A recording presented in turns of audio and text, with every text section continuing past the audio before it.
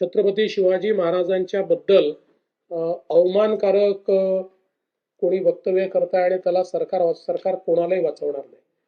छत्रपती शिवराय हे आमचं आराध्य दैवत आहे आणि कोणीही त्यांच्या विरुद्ध चुकीचं बोललं तर कारवाई होणार म्हणजे होणारच.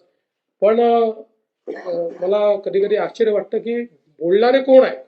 तर औरंगजेबाचा महाल जुना झालेला आहे, त्याचं संवर्धन करा अशी मागणी करणारे, किंवा अफजल खानच कसा मोठा होता आणि अफजल खानामुळे शिवाजी कसे मोठे झाले हे सांगणारे, आणि इशरत जहाच्या नावाने रुग्णवाहिका सुरू करणारे असे लोक त्या ठिकाणी जर आम्हाला छत्रपती शिवाजी महाराज काय ते सांगत असतील तर त्यांच्याकडनं आम्हाला महाराज समजून घ्यायचे नाहीत.